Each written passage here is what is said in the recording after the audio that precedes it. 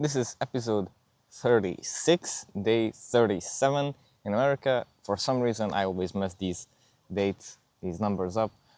I have no clue why it happens. Anyways, today's topic is how to get a job in America. I was meaning to do this video, I was meaning to do this topic before, but I think that now the time is ripe for doing this and for explaining the process through which you can get a job in the US. There are a few steps, very simple ones, that usually go very smoothly. It depends on you in a large part, how quickly and how easily you can find a job, how quickly you can get through all the steps, but usually it shouldn't take too long, it shouldn't be too hard. And as a general rule of thumb, if your aims are honest, then you're probably going to have straightforward and easy road to getting to the US and to finding a job here. I'm not saying that it's not going to be hard personally, it's not going to be a challenge that you have to overcome. All I'm saying is that the process of figuring these things out isn't that hard as it seems at first. Step one, you have to decide whether you want to go to the US with a sponsor or independently. Going with a sponsor means that an agency is going to take care of finding you a job. Going independently means that you will find yourself a job. So for example, first you might go with an agency, let them help you get a job, and then the second time you go, you might be able to go back to the first place that you went to. Going independently costs a little bit less since the sponsors don't have to find you a job. You do that part. So depending on your country, the price that you have to pay for either the independent or the sponsored version of the work and travel program differs, but just a little bit. It's usually around 1,800 or 2,000 euros for the sponsor, about 300 euros less for the independent. So you can choose whichever you want to. Maybe you can save some money by going independent, but for the first time, I would recommend going with the sponsor since it's going to make the next steps much easier. Step two. Go to a work and travel office. Now, with your firm decision that you want to go to the US and work for the summer, you have to pay a registration fee, which is usually around 150 euros, and listen to the agent that you are talking with explain all the ins and outs of the work and travel program, which lasts about an hour. Very important note, before you even consider applying to a work and travel program, you have to be an active student at the university, because without that you don't have a chance of getting into, because this program, the work and travel program, is made especially for university students who want to go to America and work. The idea, of course, as the name suggests, is that you work through the summer and then travel. The reason for this is that the system is set up in a way that you can work and earn enough money so you can spend that on traveling, which means that no money is leaving the US. So you have to be a university student and you have to be firm in your decision to go.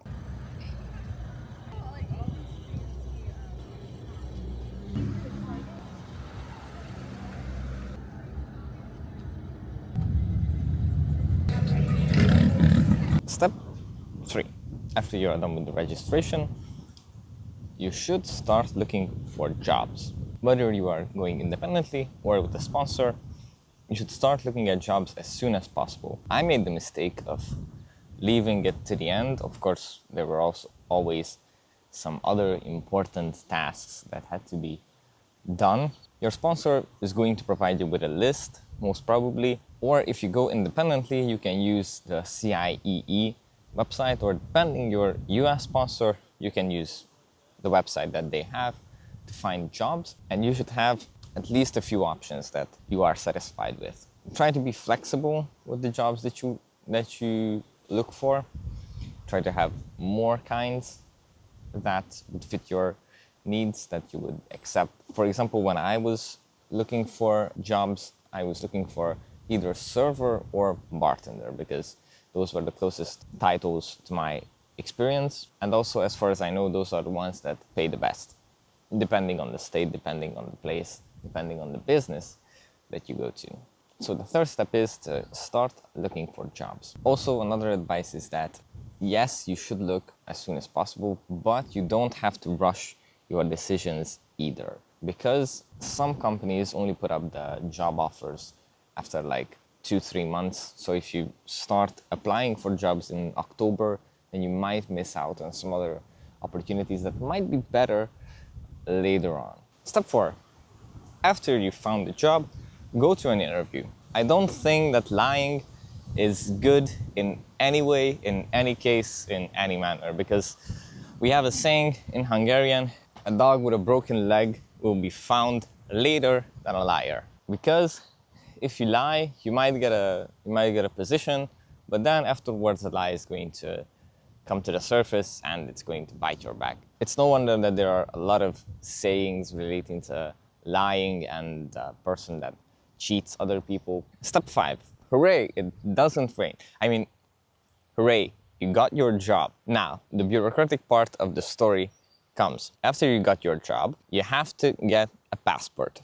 And after you get your passport, you have to get a visa so you can come to the US for the period being. But a little bit of perspective. When you get your job, you have to sign a contract of employment. With that contract of employment, you can go and apply for a visa with the passport and with the contract of employment that you get from your employer. Now comes the hard part.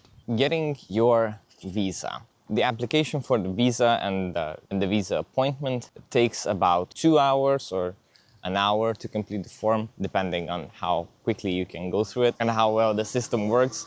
I recommend that when you get to that point, save it as many times as you can after each page, because the system is usually under stress, and because of that, sometimes it just bugs. So after you are done with this, you'll get a confirmation number and you have your visa appointment. Usually you'll get your visa appointment in 2 weeks' time after you did the application. For the visa appointment, you have to get ready with some questions. They're going to ask you about what kind of rights you're going to have in the US and just a little bit about your background, what you are studying, what you're going to do, who's the person of contact in the US, where are you going to live, things that you had to figure out up until that point. But hopefully you're going to get a J1 visa. That is going to arrive by mail with your passport in, again, about 2 weeks. So plan accordingly. For the visa and for the appointment, leave at least a month's time before departing. So worst case scenario, do it in May, but it's better if you do it earlier. Now, hooray, you got your visa,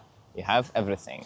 The next step is to get an airplane ticket to the US. This is going to be done through your sponsor. Usually the agencies have specific people, employees that work with getting you an airplane ticket. So that's going to be solved by them. That is going to cost you around $800 to $1,000, because if you're flying from Europe, you have to get most likely to the Charles de Gaulle from wherever you are departing from. Then from Charles de Gaulle, you're going to get to another major American city and then an internal American flight. It's going to take you to the closest major city to your work destination. Prepare for that. You're going to have to pay for that. I thought you wanted my picture, man. No, I'm just Go ahead, man. just biking. I thought you were taking my picture. No. I'm a celebrity, you know. Really? I'm not sure what. You know who Johnny Bench is, a baseball player? No, I'm not really. Get the line, ride your bike. Okay. I thought you were taking my picture. No.